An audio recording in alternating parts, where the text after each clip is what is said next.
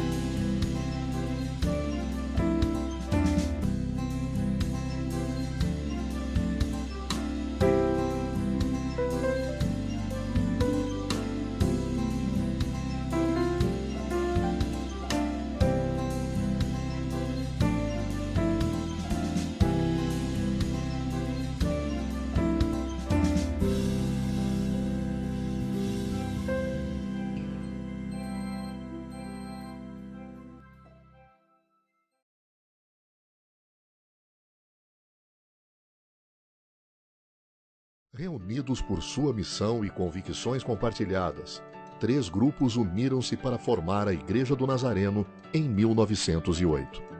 Cada grupo desenvolveu-se dentro do movimento de santidade norte-americano, mas isso ocorreu em diferentes partes dos Estados Unidos. Apesar das origens diferentes, eles se identificavam em várias questões. Primeiro, eles colocavam a santidade cristã no centro de sua mensagem e ativamente promoveram o reavivamento de santidade. Eles acreditavam que o ministério aos socialmente marginalizados era essencial para a missão wesleyana. Phineas Bresee disse que o propósito da Igreja do Nazareno era a salvação de almas e o alívio ao necessitado. Eles estavam comprometidos com ministérios sociais fortes que ativamente se envolviam com a cidade. Eles financiaram orfanatos e criaram maternidades para mulheres não casadas. Eles abraçavam uma teologia comum de ministério e apoiavam mulheres para serem ordenadas como presbíteras e servirem como pastoras e evangelistas. Eles consideravam o ministério de mulheres como um componente essencial no cumprimento da grande comissão. A nossa herança de santidade, amor e acolhimento ao marginalizado é para ser imitada e recordada. Hoje, ela nos inspira a cumprir com a missão de Deus com o mesmo fervor santo que a nossa igreja demonstrou tão fielmente no seu início. Somos gratos ao legado de John Wesley, mas não só de Wesley. Somos gratos pela visão de Phineas Bresee, mas não apenas pela visão de Bresee. Precisamos retornar ao primeiro Nazareno. Temos que voltar a Jesus. Jesus é o nosso ponto de referência. A Igreja do Nazareno está crescendo e alcançando os perdidos com a esperança de Jesus em dimensões que só podem ser atribuídas ao poder e à glória de Deus. Com mais de 2,5 milhões de membros em todo o mundo adorando Cristo nas mais de 30 mil igrejas ao redor do mundo, a nossa missão de fazer discípulos à semelhança de Cristo nas nações continua sendo a linha de frente de tudo o que fazemos. No ano passado, 222.511 pessoas receberam a Cristo como seu Salvador. E através do Ministério de Compaixão, milhares de pessoas têm recebido ajuda e contemplado o amor de Deus em meio a desastres naturais e outras dificuldades. Ao olharmos para o futuro, que a nossa devoção seja fortalecida pelas palavras de nosso 8º Superintendente-Geral, G.B. Chapman, na Assembleia Geral de 1944. Como povo, amamos o fogo, mas não podemos nos contentar com a fumaça. A nossa igreja é um mecanismo que só pode se sustentar enquanto avança. Mais autopreservação resultará em estagnação para nós. A nossa igreja é uma força para a qual o mundo inteiro torna-se um campo. Muito boa noite. Quero te dar as boas-vindas a esse primeiro colóquio promovido pelo STNB. Com grande entusiasmo e com muita expectativa, que chegamos nesse dia, nesse momento, depois de planejamento, de pensarmos, discutirmos esse momento, para que dessa forma possa enriquecer a tua vida. Vamos estar discutindo nessa noite sobre a identidade nazarena. Aquilo que nos define denominacionalmente, aquilo que nos caracteriza, aqueles traços distintivos em relação a quem nós somos. E para essa ocasião, nós convidamos, e teremos aqui irmãos muito preciosos, irmãs muito preciosas, que vão contribuir com suas percepções, com suas experiências, e são alunos, seminaristas, estudantes, gente que está no primeiro, segundo, terceiro, quarto ano, temos uma recém-formada também, e isso se dá a partir da necessidade que a reitoria identificou em poder dar espaço, dar voz, participação àqueles que fazem parte da comunidade de discentes. Vocês já conheceram eles, cada um deles são 5 pessoas que estarão participando com a gente, mas você que está aí do outro lado da tela também poderá participar na última parte do nosso colóquio, enviando perguntas. Então fique atento, fique ligado, fique conectado, que você também poderá participar. E quero dar então as boas-vindas aos nossos participantes. Eles prontamente aceitaram o convite. E antes da gente começar propriamente, eu gostaria de pontuar aqui o que é um colóquio. Bem, um colóquio é uma conversa entre amigos, uma conversa íntima, onde a gente abre o coração entre 2 ou mais pessoas. E é exatamente isso que queremos fazer hoje à noite, ouvindo os nossos queridos irmãos em relação àquilo que eles pensam, a percepção que eles têm sobre a nossa identidade enquanto denominação. Nesse sentido, dou as boas-vindas, então, a Chrysler, a Cíntia, a Magna, Flávio e Ramon, sejam muito bem-vindos. Estamos também com muita expectativa, muito felizes em saber que vocês estão com a gente e certamente tudo aquilo que vocês vão compartilhar vai acrescentar bastante a nossa reflexão.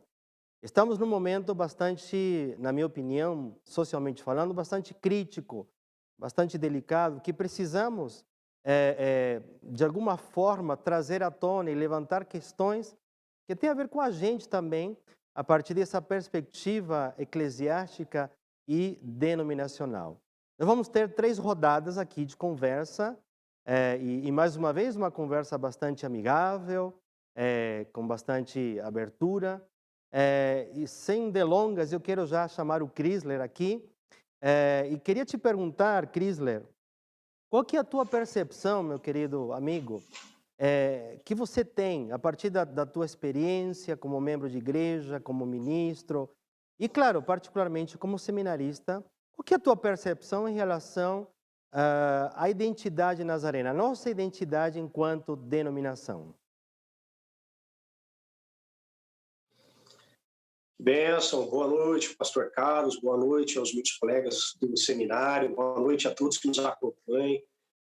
Queria saudá-los com a graça e a paz do Senhor Jesus, que a boa mão do Senhor esteja sobre a vida de cada um, onde quer que você esteja.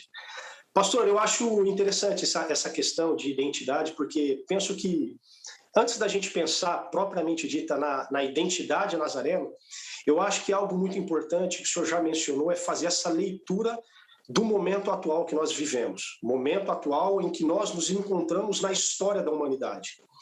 Dentre tantas nomenclaturas que se dá para esse momento, eu acho que um que se adequa bastante, familiarizado conosco, inclusive, é o da pós-modernidade, né? Esse momento histórico que nós vivemos.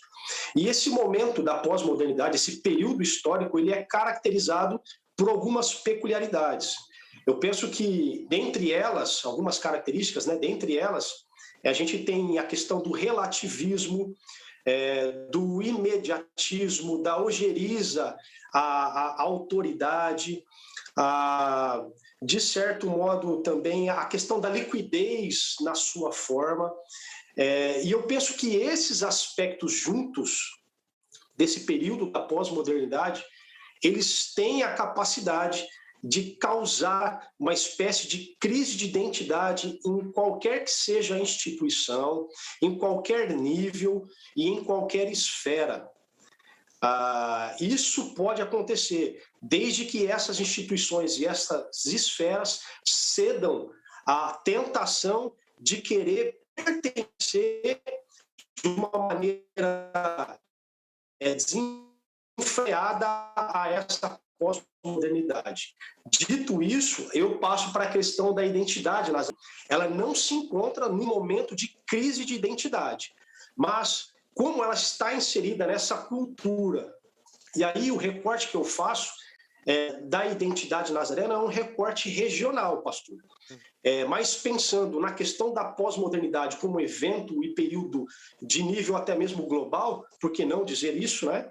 É importante, eu queria citar, até parafrasear o apóstolo Pedro, quando ele escreve a sua primeira carta, em que ele vai dizer que, parafraseando o apóstolo Pedro, eu diria que a crise de identidade, nossa adversária, ela anda em derredor, rugindo como um leão, procurando a quem possa tragar.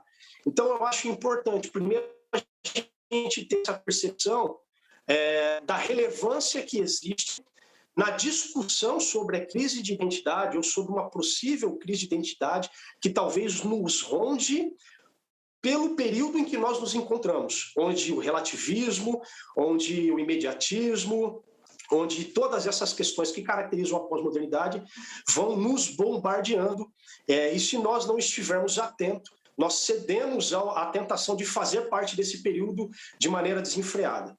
Dito isso, a gente precisa lembrar também de alguns aspectos importantes, que são os valores fundamentais que caracterizam a identidade da Igreja do Nazareno.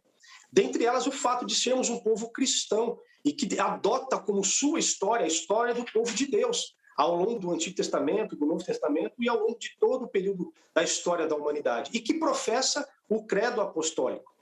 Devemos lembrar também, como característica de identidade, o fato de sermos um povo de santidade e que prega e vive a santidade como regra de vida, né, como prática de vida, e também o fato de sermos um povo missionário, haja vista a herança histórica que nós temos desde a formação lá em 1908, aquele período, né, 1907, 1908, mas batendo marcado em 1908.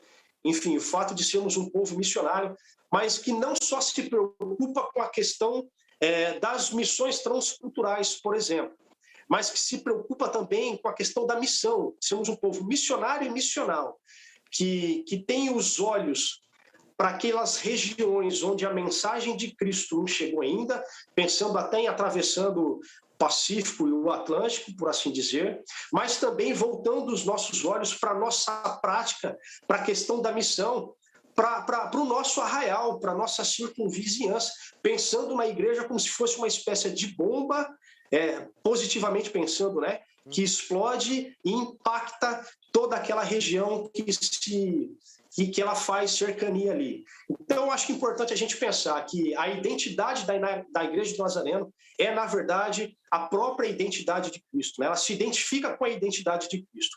Penso que seja isso, pastor, nesse primeiro momento. Bacana, bacana. Muito, muito bom te ouvir. E aí eu gostaria de pensar algo que você comentou, que tem a ver com a questão da crise, né? Culturalmente, a gente entende a crise como algo sempre negativo. Mas a palavra crise, na sua origem, na sua raiz etimológica, significa perigo e oportunidade. Perigo e oportunidade. Então veja que interessante que o Cristo está dizendo, que vivemos socialmente um tempo de crise de identidade. Para ele, a nossa denominação não está enfrentando esse tipo de crise, mas aqui há uma chamada para todos nós em relação a que a crise pode significar perigo ou pode significar oportunidade. A maneira como lidamos com essa situação que vai nos condicionar em relação ao futuro. Eu gostaria de te ouvir agora, Cíntia, qual que é a tua opinião, qual a tua percepção em relação à identidade nazarena, sabendo que, como denominação, e conforme Chrysler levantou aqui, fazemos parte de uma sociedade também. Queríamos te ouvir um pouquinho, querido.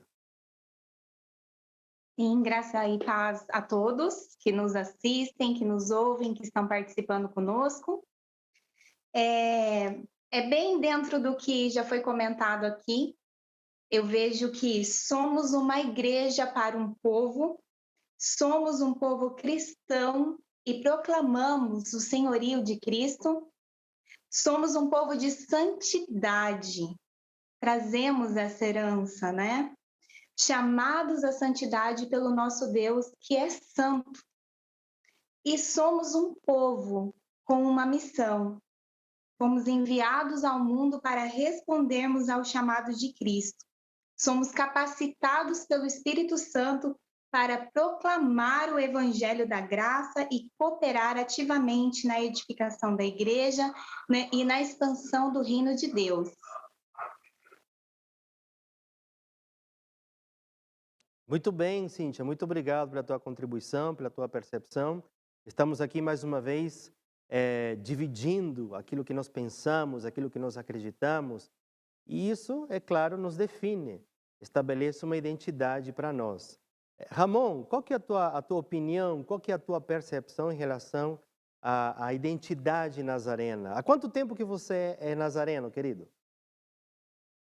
Boa noite, graça e paz do Senhor. É uma satisfação estar participando desse primeiro colóquio, conhecendo irmãos de lugares diferentes do nosso país, e eu penso que isso tem tudo a ver com o tema que é a identidade. Eu tenho 12 anos e alguns meses que pertenço à Igreja do Nazareno. Minha conversão aconteceu na Igreja do Nazareno, meu discipulado. Então, desde 2009, eu tenho o privilégio de servir aqui na Igreja Nazarena em Mossoró. E falar em percepção da Igreja do Nazareno, primeiro me coloca na seguinte questão: por que eu escolhi esta igreja entre tantas possibilidades? Quando a gente fala de identidade, também é uma espécie de diferenciação. Não a dizer que somos melhores ou piores, mas há algo que, identificando aquela igreja, ou que a gente identifica naquela igreja, nós temos o interesse de pertencer. O irmão Chrysler falou sobre crises de identidades. Então, nos momentos de crise de identidade, o que mais o ser humano busca é algo a que ele possa se vincular e pertencer. A crise gera essa busca por um lugar ou por uma posição social, econômica, cultural, sexual, étnico, racial. Então, os movimentos de identidade, sobretudo após a década de 70 do século passado, se acentuam exatamente por esse período que o Chrysler definiu aí, e muitos teóricos definem como pós-moderno. Então, nesse período pós-moderno, de liquidez, de fluidez, as instituições, muitas vezes, tendem a perder as suas características fundamentais. Então, quando nós estudamos um pouco sobre os fundamentos nazarenos, nós encontramos as suas crenças bases, nós encontramos os seus valores afirmados em um tempo histórico específico, em que grupos de santidade nos Estados Unidos sentem um incômodo santo, vamos dizer assim, de proclamar uma mensagem de santidade como ênfase de um evangelho que não é apenas uma santidade introspectiva, mas uma santidade social, inspirados no avivalista Wesley. Então, tem essa herança que vem do século XVIII, passa ali pelo final do século XIX, chega ao Brasil em 1958 oficialmente, e aqui na minha cidade chegou já no século XXI. Então, nós temos períodos diferentes, mas essa igreja permanece com algo perene. E, para mim, é isso que caracteriza a identidade nazarena. É que, por mais que estejamos em cidades diferentes, com usos, costumes, tradições culturais distintas, continentes diferentes, há algo que, ao olhar para a Igreja do Nazareno, me chamou muita atenção e me fez querer pertencer a esse povo. A simplicidade da doutrina, do ponto de vista também teológico. Não há tantas exigências em termos de teologia sistemática a você se filiar. Claro, conhecer basicamente o que Armínio e Wesley defendem é a nossa raiz básica. Mas, fora disso, o batismo, imersão, aspersão, a fusão, os sacramentos muito simples, os ordenados por Jesus, batismo, ceia, forma de governo, quem manda nessa igreja? Eu me perguntava, é o pastor? É a congregação? E aí eu vejo uma forma de governo muito equilibrada na Igreja de Nazareno, espaço para as mulheres serem ordenadas. Eu vejo características de compaixão que marcam toda a trajetória da Igreja de Nazareno. Eu disse, se é isso a identidade nazarena, eu vejo isso nas Escrituras e eu quero pertencer a esse povo que proclama santidade ao Senhor e uma mensagem simples do Evangelho para a glória de Deus, sem querer ser exclusivista, ou melhor, superior, mas trabalhando na multiforme graça. Eu entendo que há espaço na Igreja de Nazareno para a pluralidade cultural. Então, essa liberdade que eu encontro na Igreja de Nazareno, eu penso que ela é bíblica e se contextualiza facilmente. Bacana, muito bom te ouvir, Ramon. A tua percepção passa pela simplicidade, pela possibilidade de integração, que isso também tem a ver com a questão identitária. Queremos ouvir um pouquinho a Magna nesse momento. Magna é recém-formada, então tem também todo esse vínculo com o seminário, né? Magna, qual que é a tua percepção em relação à nossa identidade? Boa noite a todos, Deus abençoe cada um. Bom, na mesma linha de pensamento que o Chrysler começou, eu vejo que as igrejas, no geral, estão se perdendo na pós-modernidade. Então, há um grande desejo de aceitação popular, combinado com o paradigma de crescimento de igreja, e isso tem investido a igreja para o sucesso, mas também tem deixado os membros das igrejas fracos de espírito, biblicamente analfabetos e completamente incertos do que significa ser cristão. Então, numa visão geral, eu percebo que as igrejas estão passando por uma crise de identidade, ou seja, estão se desviando do seu propósito. Agora, olhando para a nossa identidade denominacional, a percepção que eu tenho é que, se não mudarmos algumas atitudes, nós poderemos sim cair nessa crise identitária. Ainda não estamos em crise, mas precisamos ficar atentos, né? Eu percebo que muitos nazarenos não conhecem a história da igreja, não sabem quais são os valores da igreja. E talvez isso esteja acontecendo porque nós não damos a devida ênfase às nossas origens, às nossas heranças, à história da igreja, aos fundamentos da Igreja do Nazareno. Então, nós somos privilegiados porque a identidade nazarena ela é formada por valores essenciais que estão fundamentados nos princípios bíblicos, como os nossos amigos já falaram, e por isso ela é uma igreja cristã, é uma igreja de santidade, é uma igreja missionária. E nós precisamos conhecer isso, valorizar e ensinar isso à igreja.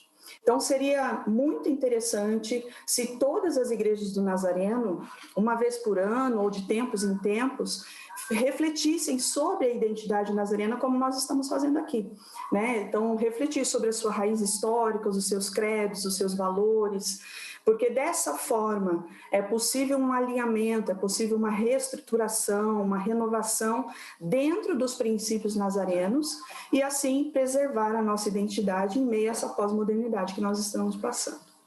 Muito, muito bom, Magna. Muito interessante e como você sabe, tem líderes nacionais, regionais que estão nos ouvindo nesse momento e aqui fica um desafio para todos nós enquanto denominação.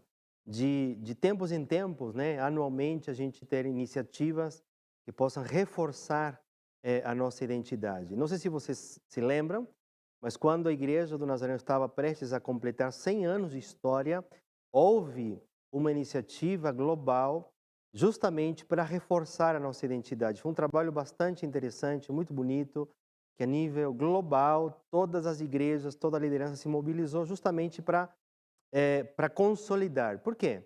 Socialmente falando, toda instituição, quando ela chega próxima a completar 100 anos de história, a tendência é que quando completa 100 anos de história, há uma ruptura, algum tipo de ruptura. Abre-se um novo leque, uma nova vertente. E diante dessa compreensão social, também é que a nossa liderança global, né, em 2008, teve essa iniciativa. Hoje estamos com 113 anos celebrando a nossa identidade, mas muito bom, Magna, te ouvir e saber que há uma percepção clara do momento que estamos vivendo, mas também daquilo que precisamos fazer. E aí eu gostaria então de ouvir o Flávio. Flávio, meu querido amigo, muito boa noite. Qual que é a tua percepção em relação à nossa temática?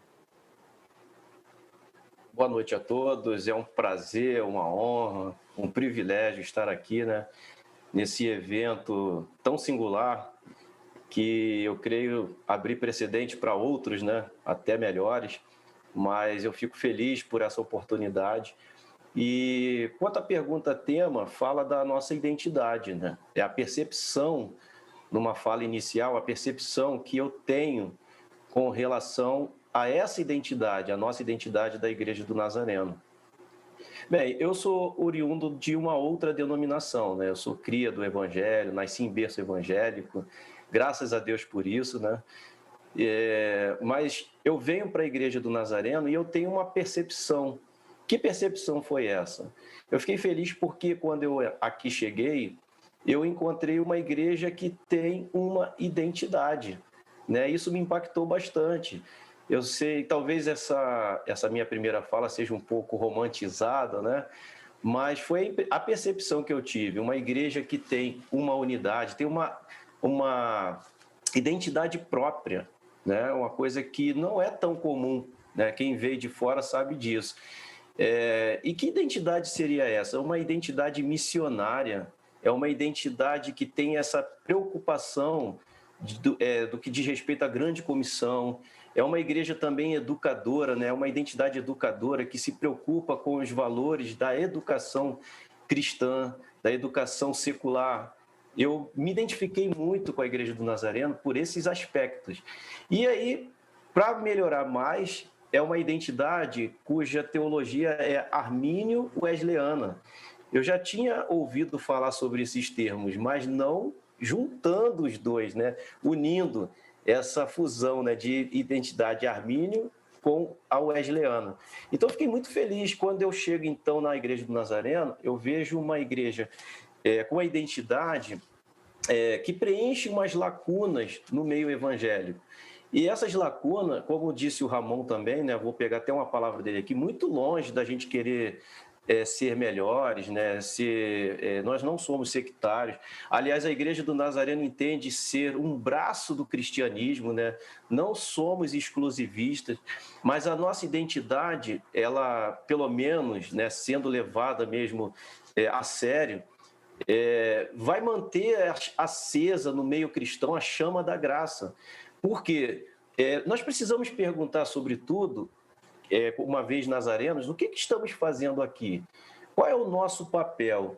Essa identidade se alinha com os meus valores, né? Realmente eu me encaixo ali, eu consigo entender e me sentir à vontade nesse meio. Então, assim, eu vejo que cada denominação cristã tem a sua peculiaridade, mas a Igreja do Nazareno, ela tem uma identidade muito peculiar.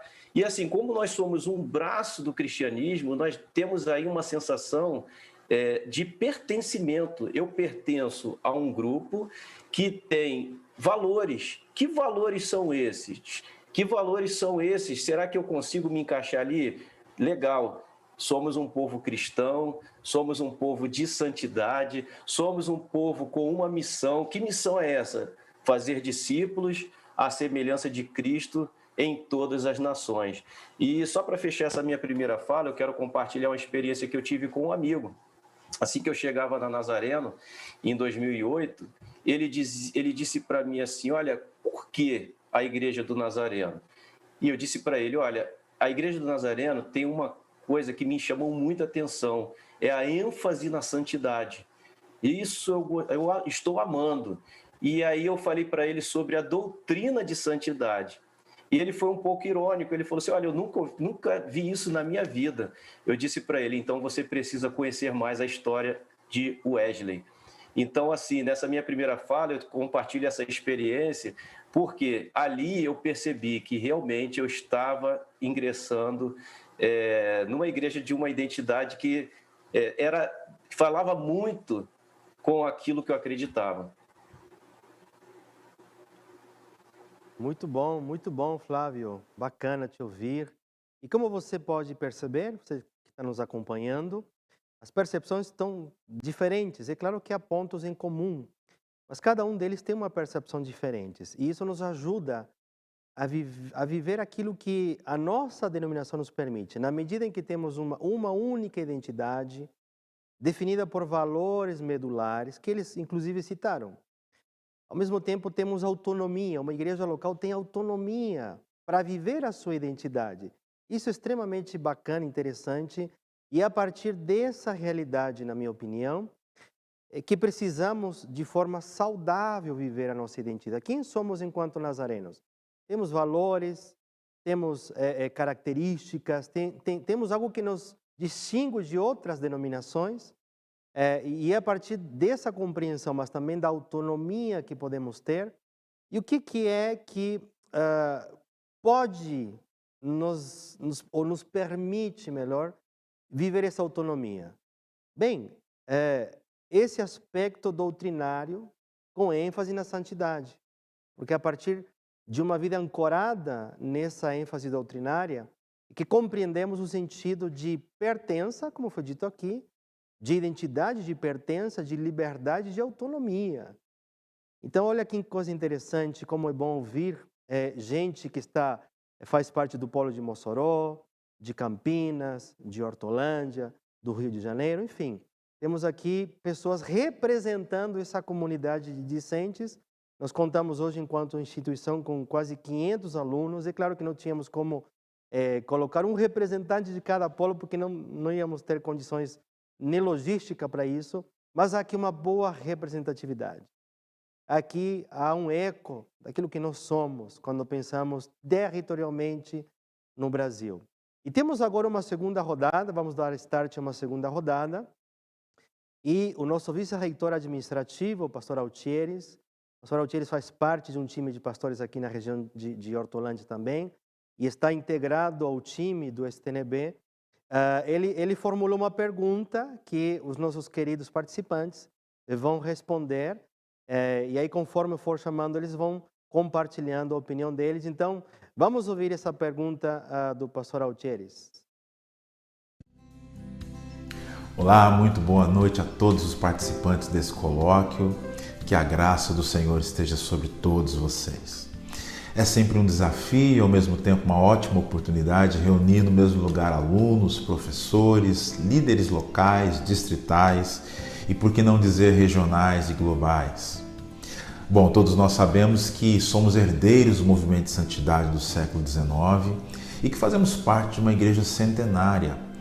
Por outro lado, entendemos que a identidade de uma nação, cultura ou ainda de uma denominação é construída a partir de narrativas regionais, ou seja, aquilo que é transmitido de uma geração para outra dentro de uma comunidade. Pensando nisso, eu gostaria de deixar duas perguntas aos nossos queridos alunos. A primeira pergunta é a seguinte: será que somos capazes de identificar os mesmos aspectos identitários existentes na igreja que surgiu em 1908, hoje, na Igreja do Nazareno do Brasil, do século XXI, do ano de 2021? E a segunda pergunta é a seguinte: quais as semelhanças ou diferenças entre aquela igreja de 1908 com a igreja dos anos 50 ou 70 aqui no Brasil? Eu desejo a vocês um ótimo evento e fica aqui o meu forte abraço. Uau, que pergunta, hein? Ela nos coloca diante da possibilidade também de refletirmos, de pensarmos. E aí eu gostaria de ouvir a Magna. Magna, como você absorveu essa pergunta e o que você teria a nos dizer nesse momento? Ok. A primeira pergunta é se somos capazes de identificar os mesmos aspectos identitários da igreja, que surgiu em 1908, hoje na Igreja do Brasil, em 2021? Eu respondo que sim, mesmo após grandes mudanças que o mundo viveu e vive, ainda é possível identificar os aspectos identitários da igreja que surgiu em 1908 na Igreja do Nazareno atual. A outra pergunta é quais as semelhanças. Semelhantemente à igreja de 1908, a Igreja do Nazareno de hoje, ela se mantém fiel à sua missão e à doutrina de santidade e inteira santificação. É claro que os meios mudaram, foram se adaptando à nossa cultura, à modernidade, mas ela manteve seus valores fundamentais como uma igreja cristã, uma igreja de santidade, uma igreja missionária. E a grande diferença que eu vejo entre a igreja de hoje e a de outras décadas é a paixão, o arder do coração.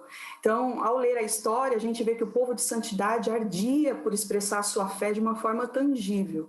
E hoje, infelizmente, não é comum esse tipo de atitude. É como se o tempo fosse passando e a chama fosse diminuindo. Então, especialmente nesses 2 últimos anos que nós tivemos tantos problemas, parece que o vigor diminuiu. Então, é como se as pessoas estivessem vivendo um cristianismo mais superficial. Então, elas não querem assumir compromisso, já não estão tão leais à denominação. E aí surge uma luz de alerta, né? E uma pergunta: se nós continuarmos assim, será que a geração atual ela vai continuar a missão da igreja da forma como ela foi determinada lá no seu começo? Então, a gente tem que refletir nisso também. O nosso presente, o nosso futuro como denominação dependem da nossa participação na missão de Deus e no nosso envolvimento na vocação, na missão dada por Deus a nós, que somos a Igreja do Nazareno. Excelente, Magna. E você já faz uma provocação aqui, né? A partir da tua leitura, respondendo às perguntas que o pastor Altieri levantou para a gente, você já coloca, né, uma provocação para a gente ir pensando.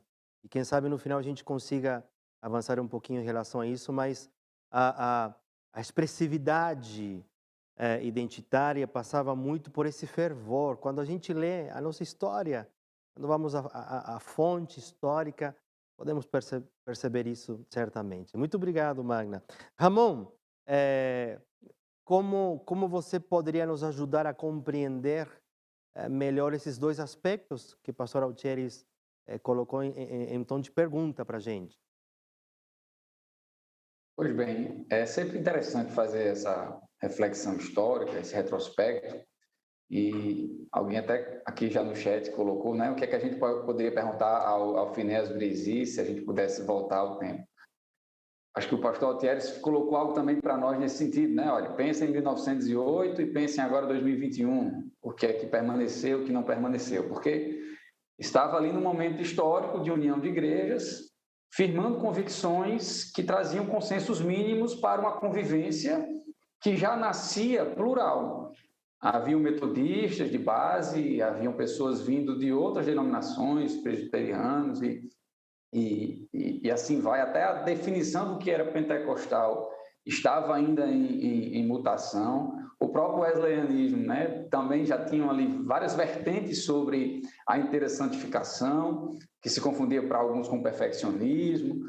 Então, eu penso que as escolhas que foram feitas naquele momento crucial de fundação da igreja, elas foram escolhas muito sábias, porque elas foram, a gente diria na linguagem de hoje, minimalistas, no sentido assim, não se preocuparam em prever todas as minúcias da condução, por exemplo, do culto, das roupas, das liturgias, das instalações físicas, os ministérios e a própria definição posterior nos manuais. A gente vê que são, apesar do manual ser um texto denso, os encontros, né, que acontecem das Assembleias Gerais fazem mudanças pontuais, revisam praticamente redação para evitar confusões. Então, a gente nunca teve uma ruptura institucional, no sentido de faltar adesão àquelas convicções da fundação. Então, eu consigo ver que, passados mais de 100 anos, as convicções doutrinárias são as mesmas que alimentaram aqueles homens. Quem hoje se une à Igreja do Nazareno, em qualquer lugar do país, se buscar o mínimo conhecimento do que é a Igreja do Nazareno, vai concordar e aderir a esse projeto de espalhar a mensagem de santidade. As diferenças que nós podemos notar, que é a pergunta seguinte que ele faz, né, o pastor Altieres, eu penso que são perguntas, as mudanças, elas são todas positivas, no que diz, claro que heresias, erros, isso aí nunca é positivo, não era positivo lá, na primeira década, não vai ser positivo hoje, isso tudo deve ser combatido. Então, discutir identidade é partir do pressuposto de que há uma pureza doutrinária mínima, que é bíblica, e o que é que a gente pode aperfeiçoar. Mas eu penso que o que mudou? Mudaram os idiomas, graças a Deus. Mais nações foram alcançadas. Houve mais igrejas plantadas. E os cultos e os hinos são agora em outras línguas. As formas de celebrar a Deus acontecem debaixo de árvores e debaixo de grandes catedrais, assim, estratégias evangelísticas vão se aperfeiçoando, o Ministério de Compaixão vai identificando novas necessidades, o campo missionário. Então, eu vejo que as mudanças que poderiam nos fazer dessemelhantes àquele momento da fundação são as mudanças que a grande comissão exige de nós. Essa adequação dentro da multiforme graça de Deus aos novos tempos, sem abrir mão das convicções e da pureza doutrinária. Então, eu vejo que nós mantivemos, estamos sempre em risco, como o irmão Cris colocou, como um dragão, né, ou como um leão rugindo em volta, mas eu penso também que esse debate sobre identidade, para finalizar minha fala, nunca pode ser confundido com a defesa de um denominacionalismo. Em um dos vídeos institucionais, inclusive, da Igreja do Nazareno, um dos superintendentes diz, né, se a nossa defesa passar a ser pelos nossos prédios, pelos nossos projetos, e não com aquilo que inspirou a fundação da igreja, em espalhar a mensagem de santidade, nós já perdemos de saída. Então, esse nosso debate hoje não é um debate denominacionalista. Quando falamos de identidade, estamos também sendo teorreferentes. A nossa referência é o Senhor. Muito bacana, muito bacana. Acho que passa muito por essa questão, responder essa pergunta passa também por essa questão de não estarmos defendendo uma denominação, fazemos parte dela, pertencemos a ela, nos identificamos com ela, servimos a partir dela, mas não estamos aqui defendendo a denominação como estrutura, como instituição, com um fim em si mesma, nesse sentido. E sim uma identidade que vai se revitalizando. E essa fala do Ramon passa muito por isso. Ele fez menção do manual, por exemplo, as revisões do manual. Não sei se você sabe, você que está me ouvindo aí, o primeiro manual teve 46 páginas. 46 páginas. O último manual, a última versão do nosso manual, a última edição, 2017 e 2021, ela tem 432 páginas, se não me engano. Então, veja como foi sendo desenvolvida, né, essa compreensão não só ministerial, identitária, administrativa, mas também, principalmente, eclesiástica. Isso vai criando robustez para a gente, né? Mas mantendo esse clima de diálogo, de abrir o nosso coração e conversar e partilhar aquilo que pensamos, eu gostaria de chamar a Cíntia, nesse momento, para ver qual que é a tua forma de compreender essas duas perguntas e o que você teria para agregar para esse diálogo, essa conversa nossa, Cíntia. Sim, concordo com tudo aquilo que já foi colocado pelos colegas, né? E realmente fazemos parte de uma igreja de santidade e centenário. E o que eu vejo ao longo desses anos, né? Continuamos sendo uma igreja de santidade e mantivemos os nossos valores e a nossa essência. Então, quando a gente analisa essa diferença, né, dos anos, eu vejo como a Magna colocou, vejo, né, como tudo que já foi dito até o presente momento, mas eu acho muito interessante nós conseguirmos manter os nossos valores e, de certa forma, dialogar, trazer um contexto. Então, nós vamos ver, assim, realmente, uma igreja que dialoga com a cultura local em todos esses anos, em todas as regiões, né? É possível termos diferenças regionais, mas nós mantermos e não perder a nossa essência como um povo de santidade. Então, nisso eu vejo assim muito o exemplo de Jesus e do apóstolo Paulo. Foram pessoas que marcaram suas gerações, conseguiram trazer esse contexto da mensagem do Senhor e mantiveram sempre a essência e os valores do reino.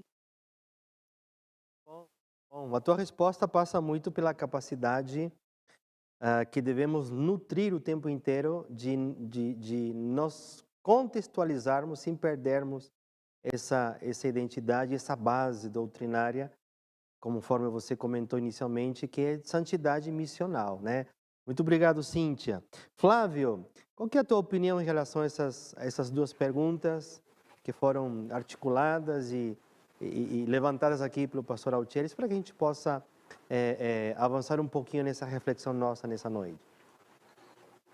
Então, a pergunta do pastor Altieres perpassa pela palavra aspectos, né? E aspecto também vai falar de aparência. Então, minha resposta seria assim, de certa forma, sim. Eu vejo aspectos da igreja de 1908 ainda hoje.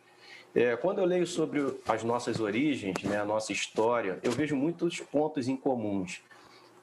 Eu ainda vejo palavras como santidade, perfeição cristã. Eu ainda vejo no nosso meio palavras, né, frases como a significação do batismo com o Espírito Santo, a utilização dos dons espirituais, o fruto do Espírito. Eu ainda vejo falar sobre o homem natural, o homem carnal, o homem espiritual. Então, assim, tudo isso colabora muito, né? Coopera muito com a nossa identidade. Então, eu vejo, sim, aspectos, né? Eu me lembrei aqui agora daquela frase de Phineas Bresee, que ele fala que a igreja do Nazareno é uma igreja simples, uma igreja do povo e para o povo. Poxa, isso é frases de 1900, assim que a igreja começou, né? A igreja do Nazareno. Então, eu vejo, sim, esses aspectos. E ele ainda pergunta, né? Quais são as semelhanças e diferenças entre aquela e esta? Então, as semelhanças, vamos lá, eu vejo os valores mantidos. Talvez, não discordando da Magna, né, que ela fala sobre a crise, né, o risco iminente que temos, que nós corremos aí. Me parece que o Crisley também falou sobre isso. Mas parece que o que mantém a nossa identidade ainda viva é essa espinha dorsal, que são os nossos valores, um povo cristão de santidade com uma missão. É como uma planta, né? Uma planta de uma construção. Não importa o tempo que ela foi feita, né? Em que década, em que época, né? Em que milênio.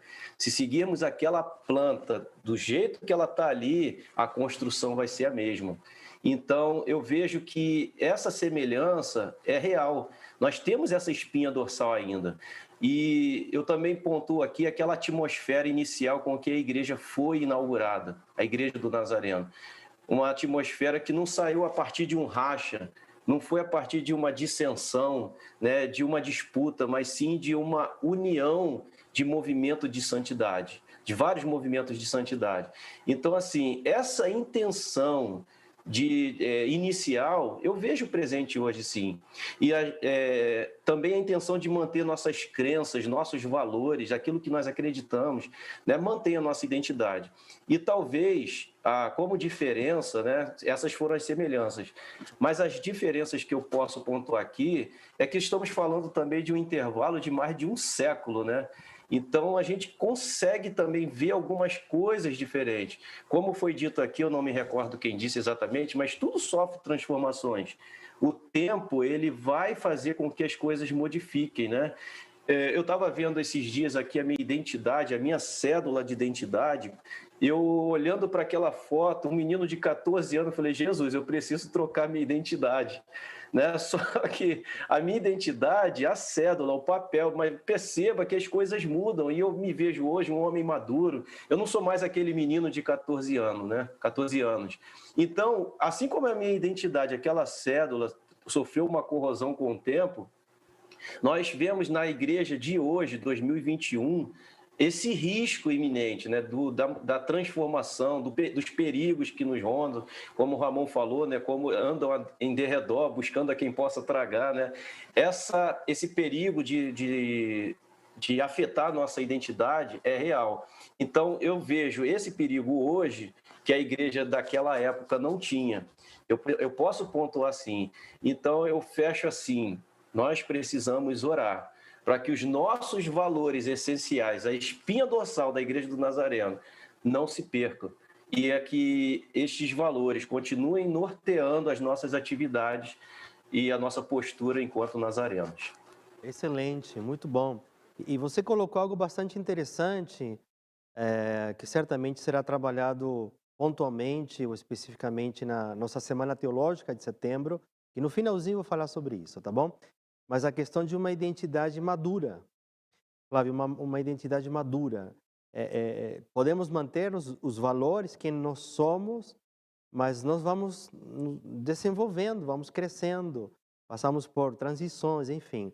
E a vida institucional também sofre esse tipo de mudança, e aí a maturidade nos ajuda a lidar bem com as mudanças, especialmente com aquilo que tem a ver com o contexto, né? Como a gente se adequa a esse contexto, que é algo que estamos aqui, de alguma forma, apontando o tempo inteiro, né? Chrysler, vamos lá, querido. Qual que é a tua opinião em relação às perguntas do pastor Altieres?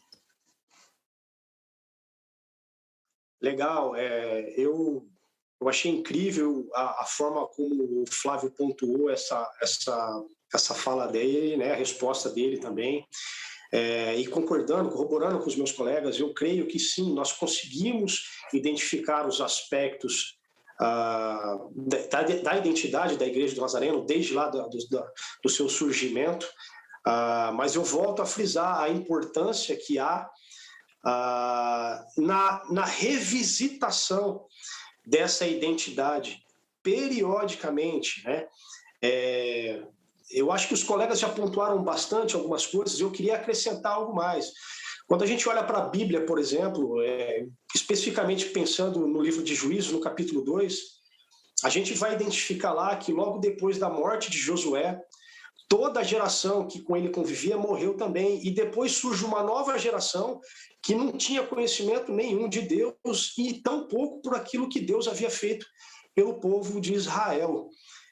Então, assim, de certo modo, eu vejo a importância de nós revisitarmos essa identidade que a gente ainda consegue encontrar e identificar na Igreja do Nazareno, porque é assustador como que o conhecimento de Deus, como que uma história ela pode ser esquecida ou amalgamada, englobada, engolida por uma cultura que desconhece a Deus. E é o retrato da cultura que nós estamos inseridos hoje, né? Eu acho importante também, queria citar uma frase da Emília Viotti da Costa, que ela diz que um povo sem memória é um povo sem história. E um povo sem história está sujeito a cometer no presente e no futuro os mesmos erros. Eu acho que esse é o grande alerta, e quando a Magna fala dessa possibilidade, eu acho que isso tem tudo a ver com esse período histórico que nós vivenciamos. Pensando na segunda parte da questão, em relação às semelhanças, aí sim nós temos alguns aspectos que a gente pode identificar de maneira mais positiva, né? Mais acentuada, evidenciada, como, por exemplo, a questão do inclusivismo, né? Quando a gente pensa que a Igreja do Nazareno ela surge, embora do movimento de santidade, mas da junção de vários outros povos, esse é o retrato hoje da Igreja do Nazareno, a quantidade de gente que é agregada à Igreja do Nazareno, oriunda de outras denominações que se identificaram, assim como, se não me falha a memória, o testemunho do Flávio a respeito dessa identidade que ele criou com a identidade da Igreja do Nazareno, a questão da doutrina da santidade, né? da inteira santificação. Isso acontece nos dias de hoje. Penso que a questão de sermos um povo cristão com uma perspectiva otimista, isto continua ainda, embora, eu volto a frisar, essas questões devam ser revisitadas periodicamente para que não se esqueça, para que não se deixe de lado. Agora, como diferença, eu penso que a motivação inicial, aquilo que fez... Eu não quero ser mal interpretado no que eu vou falar agora, mas aquilo que ardia no coração daqueles primeiros irmãos que resolveram se unir, porque pensavam, poxa, você prega a santidade, eu também prego, por que a gente não se une, né? Isso foi dito já por alguém, enfim, foi colocado em prática. Essa motivação, ela aconteceu lá atrás e hoje a gente vivencia os frutos dessa motivação. Por isso que ele precisa ser revisitado de tempo em tempo. Porque hoje, quando a gente pensa nessa questão do nosso inimigo que está ao derredor, buscando a quem possa tragar, é porque a gente corre o risco, por exemplo, de inverter as prioridades. E quando a gente inverte as prioridades, aí a gente perde a nossa herança essencial. E correndo o risco de perder a herança essencial, aí a gente entra naquela questão da crise negativa, como o senhor bem explicou, explanou, né? Sendo a crise um momento de definição, um momento crucial, onde nós podemos ter uma vertente positiva e uma vertente negativa, corre-se o risco, então, de ir para essa questão da perspectiva negativa, da crise, né? E, enfim, nós perdemos os laços com a nossa identidade de origem, né? Vale lembrar que nós adotamos a identidade do povo de Deus, do povo do Antigo Testamento, do Novo Testamento, enfim, como a nossa história, e a gente vai identificar que todos os momentos em que aquele povo sofreu as consequências terríveis por sua falta de crise de identidade, elas aconteceram justamente porque elas deixaram de lado as prioridades, elas inverteram as prioridades e começaram a fazer, por exemplo, da questão... Eu associaria hoje aquilo que já foi discutido, né? Da questão da denominação se tornar maior do que o propósito. E aí, quando se inverte isso e o povo começa a viver o propósito de maneira protocolar, aí nós entramos em crise. Essa é a minha percepção, pastor. Bacana, bacana. A gente poderia ampliar muito mais ainda aquilo que serviu de base para respondermos essas questões, né? Eu estava vendo aqui, acompanhando rapidamente, o pessoal está perguntando, fazendo várias perguntas, estamos selecionando já, nós estamos entrando na terceira rodada agora, com um tempo um pouquinho mais limitado para responder os participantes, né? Queremos também dar espaço a você que está participando, nos acompanhando virtualmente, então eu vou formular algumas perguntas, mas é muito bom, perguntas de todo tipo e colocações bastante interessantes. Isso demonstra, mais uma vez, a necessidade que temos enquanto denominação discutirmos sobre a nossa identidade. Lembrei aqui agora daquilo que tem sido lema e filosofia do nosso líder, pastor Manuel Lima, que é santidade, unidade e também a questão da identidade. Então, mais uma vez, lançamos aqui esse desafio para a nossa liderança, para promovermos outros momentos, outros tempos, para discutirmos a respeito disso aqui. Mas eu gostaria, entrando já, estamos chegando ao final do nosso colóquio, da nossa conversa, muito gostosa, está passando bastante rápido aqui, mas eu gostaria então de fazer algumas perguntas a cada um deles, e o tempo, mais uma vez, um pouquinho mais curto para você responder, porque queremos dar espaço a quem está nos acompanhando virtualmente. Mas, Ramon, olha só, Ramon, por sermos uma igreja global, e já falamos sobre essa identidade que nos distingue, né? Mas por sermos uma igreja global que também vive, que respeita essa autonomia mencionada em algum momento aqui na nossa fala, e tendo em conta essa quantidade enorme de igrejas locais espalhadas mundo afora, em culturas diferentes. A pergunta é, como viver, né, essa capacidade da gente ser dinâmico, ter essa autonomia, se contextualizar, sem perder a nossa noção de identidade. Aí, em poucas palavras, o que você poderia nos dizer nesse momento?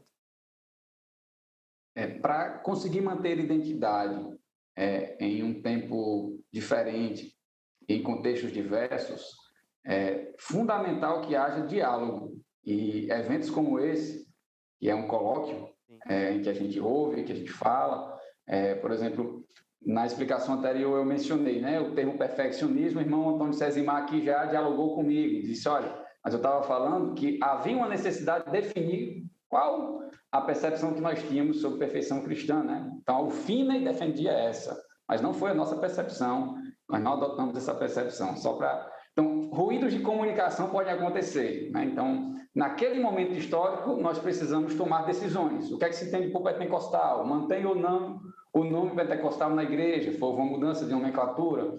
Então, eu penso que as decisões que foram tomadas foram muito salutares para a gente poder respeitar a autonomia das igrejas espalhadas em diversas culturas, sem perder o nosso senso de identidade. No livro Fundamentos Nazarenos, é interessante que essa preocupação aconteceu já nas assembleias da década de 80. E aí vou destacar só 2 pontos. O primeiro ponto que eles entenderam, que a gente tinha que aceitar os contextos culturais de cada igreja. E, em segundo lugar, também houve um compromisso comum de todas as igrejas de se reconhecer uma igreja global cujo foco era espalhar a santidade bíblica. Então, se nós ainda nos mantivermos nesses pilares, eu imagino que a gente vai poder caminhar sabendo bem o que é a nossa identidade. E aí eu vou pegar, para encerrar, um lema que é de Agostinho e alguns também atribuem que o Wesley usava. Ele também escreveu o espírito católico, né? O Wesley, no sentido de uma igreja una, no essencial, unidade. No não essencial, liberdade. E em tudo, o amor. Se nós vivermos isso, a gente consegue respeitar a diversidade das igrejas e caminhar ainda longos anos até a volta de Jesus, tendo uma noção de identidade que nos une, que é a santidade ao Senhor. Muito bom, bacana, bacana demais. Manter a noção de identidade passa, na opinião do Ramon, pelo diálogo. E é isso que estamos fazendo. Magna, quais os perigos que a igreja precisa evitar para que a sua identidade não sofra uma fragmentação? Tá. O maior e principal perigo que a igreja precisa evitar para que a sua identidade não seja fragmentada é se desviar da palavra de Deus. Então, quando nós temos a palavra de Deus como base, nós buscamos conservar a todo custo os valores da fé. E quando nos distanciamos da vontade de Deus, aí a perda e o esfriamento do amor. Então, consequentemente, nós também perdemos o temor a Deus. Então, a Igreja do Nazareno, ela tem a sua identidade fundamentada nas Escrituras, é uma igreja bíblica, portanto, se houver uma distorção ou um desvio da palavra, automaticamente a sua fundação será abalada, a sua identidade será fragmentada. Por isso, a pregação e o ensino da palavra de Deus têm que ser primordiais dentro da igreja. As pessoas, elas precisam conhecer as Escrituras, saber quem são, a quem serve, qual a sua missão. Precisam também conhecer a história da igreja para que elas se tornem parte dessa história. Hoje, a igreja ela sofre pressão pelo politicamente correto, pela tolerância, e essa imposição social exige que ela comprometa a sua doutrina. Mas a igreja não pode se render a isso, não pode aceitar que ela seja simplesmente imitação de outras partes da cultura ou se torne um grupo de serviços sociais ou uma sessão de terapia.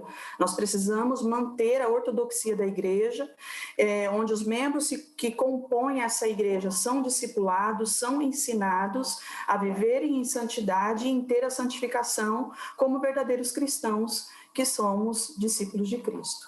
Muito bom, bom. Contribuição bastante significativa que nos lembra mais uma vez a necessidade de a gente sempre manter o nosso foco, nossos pés no território das Escrituras. Lutero fez isso, John Wesley com muito afinco, de forma muito intencional, né, Magna? Muito obrigado pela tua contribuição. Flávio, meu querido, o que temos em comum com outras denominações? É claro que a pergunta poderia abrir um leque enorme, e aqui eu preciso que você seja bastante objetivo, né? Mas o que temos em comum com outras denominações que poderia anular, confundir ou até mesmo ofuscar a nossa própria identidade enquanto nazarenos? Então, veja bem, a palavra de Deus diz que nós somos o mesmo povo. Uma só fé, um só batismo, um só Senhor, um só Espírito. Então, como temos a mesma Bíblia, é muito natural termos muitos pontos em comum com outras denominações. Eu fiquei muito feliz recentemente quando um parente olhou para mim, que já me conhecia na outra denominação, né? E agora a nova realidade, e ele me identificou como um nazareno. Ele disse assim: a tua fala te acusa. Eu falei: glória a Deus, porque eu estou identificado como tal. Então, assim, só que essas coisas, esses assuntos denominacionais, eles são muito pontuais internamente, entendeu? Quando nós abrangemos isso aí, que a gente fala de Bíblia, de doutrinas, né? Como o Ramon falou, naquilo que é essencial, nós não negociamos, né? É essencial. Então, a pergunta anula a nossa identidade? Bom, naquilo que temos em comum, não. Confunde? Naquilo que temos em comum, também não. Esses pontos em comum vai ofuscar a nossa identidade? Igualmente não. Mas o que eu costumo dizer é que quando alguém chega na nossa denominação, eu gosto muito de usar esse termo, ele precisa vestir a camisa. Qualquer atleta, não importa qual foi o time, né, a agremiação que ele treinou a vida toda, se é do coração dele, se é aquela que ele ama, não importa. Se ele vai jogar num clube ou defender uma camisa, ele precisa vestir a camisa. Então, assim, diante dessa situação, quando nós entramos na Nazareno, nós temos duas alternativas, né? Ou vestir a camisa e ser um nazareno, né? Ou não. Mas se a nossa decisão for ficar, nós temos que valorizar essa questão, sim, né? Porque o fortalecimento da nossa identidade está diretamente associado aos nossos valores essenciais, e são valores inegociáveis. Quem somos, né? Qual é a nossa missão, qual a direção que a igreja está tomando. Então, essa é a nossa identidade, isso a gente não pode abrir mão de forma nenhuma. Então, é assim que eu costumo resumir. A nossa identidade ajuda a manutenir a nossa razão de ser. Por que nós estamos aqui? E eu termino essa minha fala aqui agora com uma reflexão que vai ao encontro com a nossa identidade. Ela se encontra com a nossa identidade. Se retirassem, ou se a Nazareno deixasse de existir no cristianismo, o que aconteceria? Qual impacto isso causaria para a sociedade? Essa pergunta, essa resposta eu vou deixar no ar, né? Mas ela também vai nos fazer refletir sobre o grau de relevância que a nossa identidade tem. Muito bom. O nível de relevância também deve ser discutido, né? E a partir de quem nós somos. Agora, Cíntia, na tua opinião, em que medida o conhecimento a respeito da nossa identidade pode ajudar, auxiliar ou fortalecer um membro de uma igreja local para lidar melhor com esse momento social tão relativista, né, de tanto relativismo que estamos vivendo hoje? Eu acredito, assim, que uma das suas falas hoje, pastor, ajuda bastante refletirmos sobre essa questão, quando o senhor disse sobre o perigo e a oportunidade, né? Então, assim, nós estamos diante de uma situação, de uma crise de identidade, e ela denota um perigo e, ao mesmo tempo, a oportunidade. Então, esse é o momento de nós fortalecermos a nossa identidade como nazarenos, como um povo de santidade, com uma missão, para que nós realmente sejamos capazes, tenhamos esse posicionamento que foi falado hoje, de vestirmos a camisa, né? E correspondermos ao nosso chamado de fazer discípulos em todas as nações semelhantes a Jesus. E aí eu finalizo a minha fala dizendo que a nossa essência revela a nossa missão. Muito bom, muito bom. E é claro que nós não poderíamos, nesse diálogo sobre identidade, tocar num assunto que diz respeito a esse momento que estamos vivendo, que é um momento de pandemia. Globalmente, todos afetados, em maior ou menor grau, todos afetados.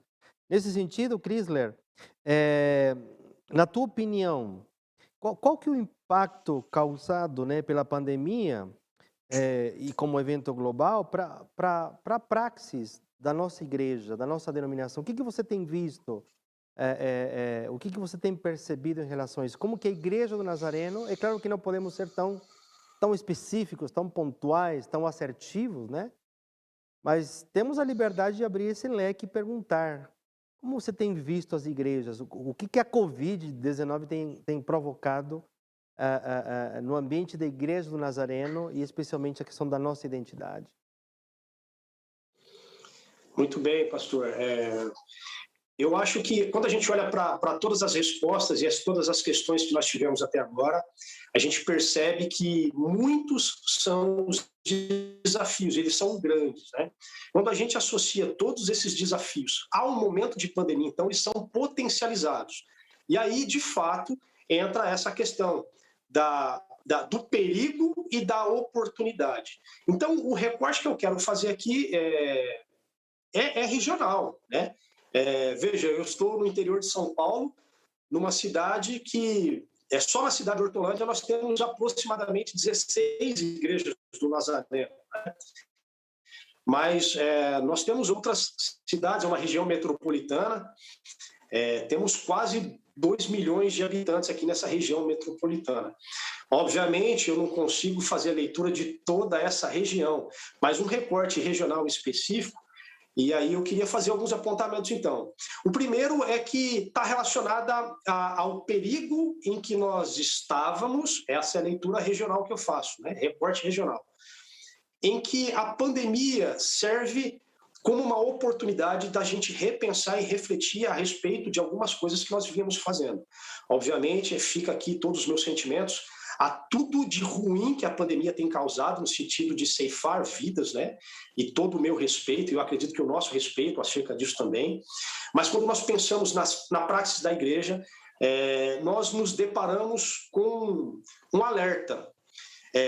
Esse recorte regional e pontual que eu faço, por visitar algumas igrejas aqui da nossa região, é de que talvez nós tenhamos começado a fugir um pouquinho do rumo, ou começando a inverter aquelas prioridades. Por isso que nós vemos a pandemia como uma oportunidade de reestabelecermos a nossa identidade. Por quê? Porque nesse desvio, por exemplo, eu vou citar um ponto, algo específico aqui. Nós nos deparamos com isolamento, com o fechamento de templos, e, de repente, o que começou a acontecer foi um número grande de irmãos perdendo contato com todos os outros. Alguns apostatando, outros derrapando na fé, enfim. E nós percebemos que, na verdade, nós estávamos vivendo de cultos. Por quê? Porque esse tipo de apostasia ou de esfriamento na fé, digamos assim, é fruto, talvez, da negligência daquilo que já foi dito aqui a respeito de ensino e discipulado.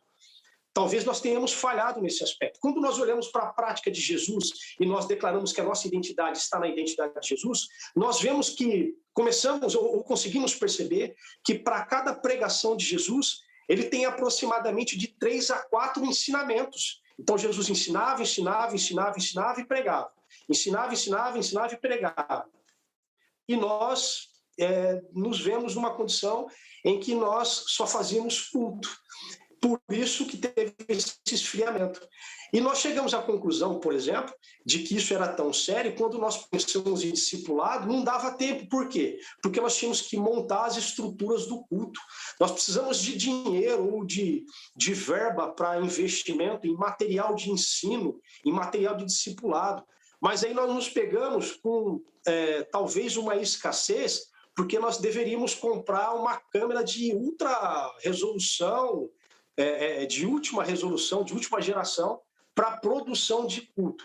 Então, eu vejo o momento da pandemia como uma oportunidade que nós estamos tendo, né, de revisitar a nossa essência, aquilo que é prioridade, corrigir, verificar a importância da nossa essência para a manutenção da nossa identidade. Muito bom te ouvir, muito bom ouvi-los, na verdade. E assim como algumas perguntas foram feitas a vocês nesse momento, outras tantas foram sendo elaboradas e colocadas virtualmente. Nós selecionamos aqui algumas. É claro que não temos como responder todas elas. Eu li algumas que estão sendo escritas e colocadas no chat do YouTube e bastante relevantes. Alguém até sugeriu, por exemplo, de criar uma comissão de santidade doutrinária distrital, né? Ideias que vão surgindo, e por que não pensar em algumas alternativas desse tipo. Mas olha só que interessante, uma pergunta que chegou aqui para nós. Temos conseguido expressar, assim como Cristo, uma ética dialógica que toca vidas, mas sem comprometer a manifestação da nossa identidade? Como? Bom, isso foi trabalhado aqui de alguma forma pelos alunos, né? A questão do contexto, essa capacidade da gente poder se contextualizar. Mas eu gostaria não só ficar nessa pergunta, e ela já foi respondida de várias formas, mas há uma outra aqui, essa crise de identidade, né? Alguns de vocês trabalharam isso nesse bate-papo. Seria uma estratégia de Satanás, nosso adversário, para enganar a igreja, ou um mal que está envolvendo toda a sociedade, um mal social? Magna, o que você pensa a respeito disso? É uma estratégia do nosso adversário, algo pontual, ou fruto do momento social que estamos vivendo? Pastor, desculpa, tem como repetir? Falhou um pouquinho aqui para mim. Sim. Entrou uma pergunta aqui que fala sobre a crise de identidade. É algo que estamos trazendo o tempo inteiro, né? E aí uma internauta pergunta, seria uma estratégia de Satanás, essa crise de identidade, para enganar, né? Ou é fruto do momento social que estamos vivendo? Assim, em poucas palavras, qual que é a tua opinião? Certo. Eu acredito que isso seja fruto do momento que nós vivemos. É claro que Satanás ele acaba aproveitando do momento, tudo e acaba agindo através das pessoas. Mas eu acredito que essa crise ela faz parte de todo esse conteúdo que nós temos vivido, social, político, tudo envolve, tudo está dentro desse contexto de crise. Então, não só o diabo ele é culpado, mas tudo que tem acontecido no mundo faz parte desse contexto de crise e de identidade. Muito bem. Tem uma outra pergunta aqui, Ramon, e essa aqui é bastante provocativa, né? E mais uma vez, isso aqui não é fruto de uma pesquisa de campo, mas é claro que temos alguns indícios para a gente poder responder. Mas a pergunta passa pela seguinte questão. Por que a doutrina de santidade não é tão comum nos púlpitos nazarenos pelo Brasil afora? Qual que é a tua opinião, Ramon? Em poucas palavras também. Posso falar da comunidade em que eu vivo e em que a mensagem de santidade ela é anunciada com bastante ênfase. Se existem pessoas licenciadas, né, pela igreja, até ordenadas, que não têm feito esse papel da ênfase na pregação, pode ter sido uma falha na formação ou algo que pode estar afetando o coração, muitas vezes, do pregador, as demandas, como o irmão colocou, às vezes, pela própria estética do culto, outras coisas vão tomando espaço, algo que pode chegar ao coração do pregador e acabar, digamos assim, ou contaminando, que seria a entrada de heresias, ou retirando algo que é tão forte, característico e bíblico da nossa identidade. Muito bom, muito bom. Mais uma vez, aqui é importante reafirmar isso aqui, né? Algumas perguntas, elas exigem naturalmente uma pesquisa de campo para a gente poder chegar nessa conclusão, né? Mas em termos gerais, podemos dizer também, em contrapartida, que há púlpitos muito fortes, doutrinariamente falando, o que faz com que essa identidade seja propagada e consolidada, né? Nós estamos chegando no finalzinho já do nosso colóquio, do nosso bate-papo. Certamente que poderíamos continuar muito mais tempo aqui falando e conjecturando e chegando a algumas conclusões. Há, por outro lado, na minha opinião, muitas respostas a serem ditas, de serem formuladas. Precisamos buscar algumas respostas. Eu fico com algo que foi comentado por um de vocês, que passa justamente pela necessidade do diálogo. Nós precisamos criar ambientes de diálogo. Precisamos buscar ambientes, construir ambientes que nos permitam pensar a respeito de quem nós somos e como podemos melhorar aquilo que nós somos.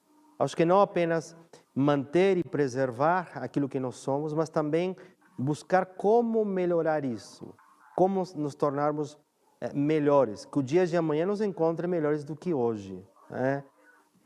E aí, então, fica esse desafio para a gente, no sentido de dialogarmos, perguntarmos, encontrarmos possibilidades. E para a gente poder fechar esse tempo nosso, eu gostaria de fazer mais uma pergunta aqui.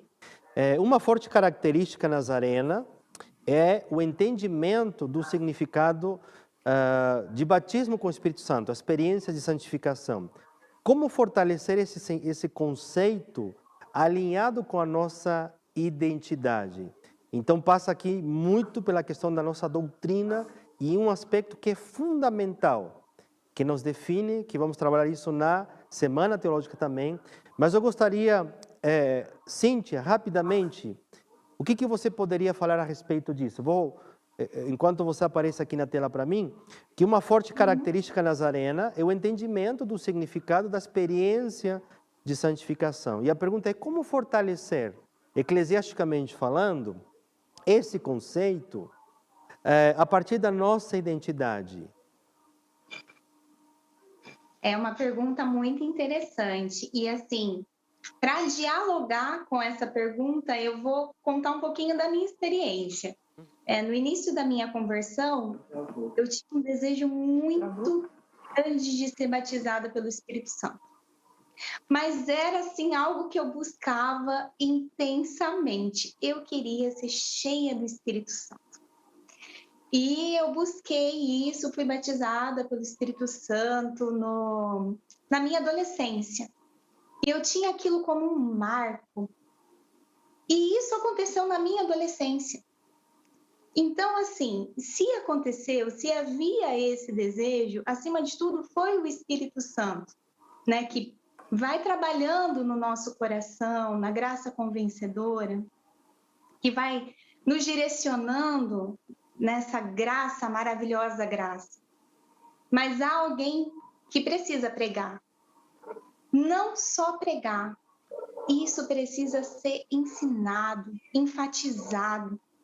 E com esse ensino, linkar sobre o que a nossa doutrina diz sobre o batismo. Somos batizados com o Espírito Santo porque para nós não é uma questão assim de falar em línguas, mas é uma questão, porque nem sempre o batismo com o Espírito Santo, ele vai te dar o dom de línguas, né? É um dom, é algo separado disso.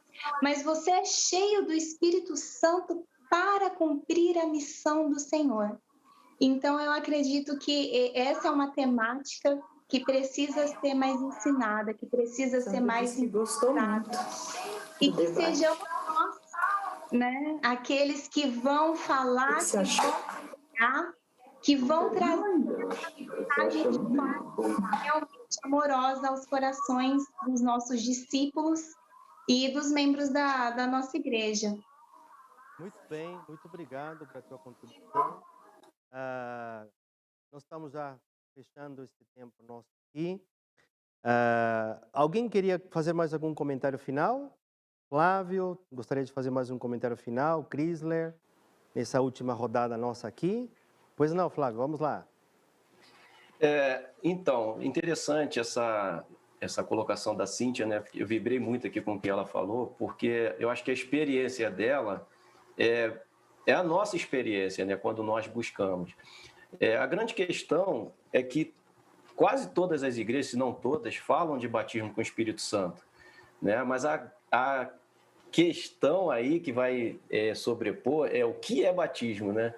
O que a Igreja do Nazareno entende por batismo? E eu acredito que a resposta, a gente não dispõe de muito tempo, mas a resposta está na ênfase que nós damos, né? Porque o desejo pelo batismo, ele não pode ser um fim em si mesmo, porque isso poderia gerar muitas frustrações. Mas o desejo no batismo com o Espírito Santo é pelo que ele pode produzir na minha vida, pode e produz na minha vida. Então, eu acho que a nossa identidade, ela vai falar muito sobre isso, né? A ênfase que nós damos no batismo é por causa do resultado que ele vai produzir na minha vida. Então, essa busca, ela é necessária, ela é essencial, mas eu não posso esquecer que a minha ênfase deve ser direcionada naquele resultado que o batismo vai produzir na minha vida, que é a perfeição cristã. Muito bom. Chrysler, uma palavrinha final para podermos encerrar já. Pastor, diante de tudo isso, eu só queria lembrar o episódio em que Jesus é tentado no deserto. O que nós vemos lá, obviamente, né, toda a obra redentora envolvendo aquela questão, mas nós vemos o diabo atacando Jesus justamente na sua identidade, né? Ele chega questionando: se você é o Cristo, então faça isso. Enfim, nós conhecemos o texto bíblico, e o interessante é que a resistência de Jesus perpassa pelo fato de que Jesus conhecia sua identidade. Essa identidade era bem definida nele. Ele conseguiu combater o diabo ali com as escrituras, porque ele sabia o que estava escrito. Então, eu penso que essa questão de crise de identidade, o momento que nós estamos vivenciando, tem o dedinho de Satanás também. Eu acho que se ele não tem o dedo dele, ele usa a seu favor. Ele não tem nada de inovador, né? Ele vai repetindo as suas estratégias, reformulando de acordo com a contemporaneidade. Então, eu acho que é importante a gente ter firmado a nossa identidade, primeiro em Cristo e, obviamente, com os valores fundamentados em Cristo, para que a gente consiga perpetuar essa identidade cristã e essa identidade nazarena. Muito bom, muito bom. Gente, eu queria agradecer a vocês, Flávio, Ramon, Cíntia, Chrysler, Magna, pela participação, pela dedicação. Tivemos um trabalho prévio de alinhamento, é claro. Trabalhamos a partir de um artigo que foi escrito pelo pastor Natanael e o pastor Altieres, que fala justamente sobre identidade. Esse artigo vai ser publicado em breve na revista teológica Perspectiva, que o STNB também está disponibilizando. Queria agradecer enormemente. Vocês vão receber essa literatura, esse livrinho aqui, O que é Teologia Arminiana, né, de Rustin Bryan, da editora Reflexão, ok? Vocês vão receber como um presente da nossa parte, por vocês terem participado e contribuído de uma forma tão enriquecedora aqui no nosso meio. Eu queria também agradecer a você que está nos acompanhando desde o início, 7h30 da noite. Trabalhamos 1h30 aqui, discutimos, conversamos.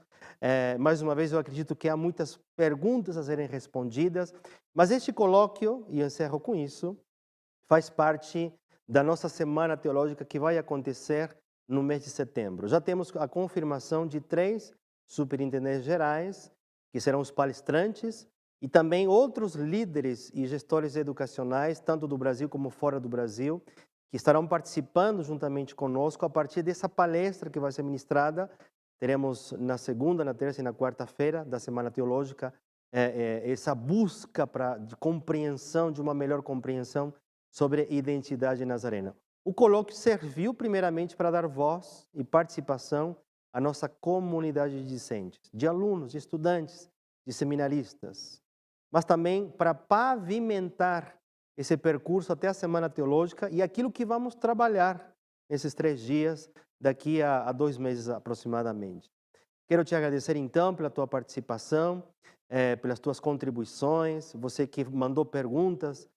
Não temos como colocar tudo e tentar responder tudo de uma vez, mas fica aqui, quem sabe, a maior das questões, a maior necessidade que temos enquanto nazarenos. Primeiramente, dar valor à nossa origem, compreender como se deu o desenvolvimento da nossa identidade e pensar na continuidade da nossa identidade, da nossa denominação.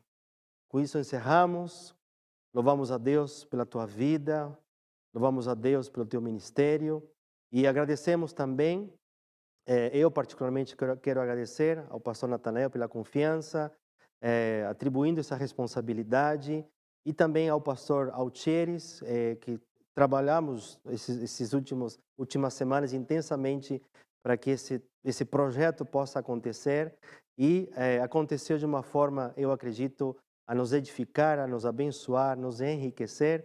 Então, espero por você na Semana Teológica no mês de setembro. Deus te abençoe e viva à altura daquilo que você acredita. Viva como nazareno, em nome de Jesus. Beijo no coração. Deus te abençoe.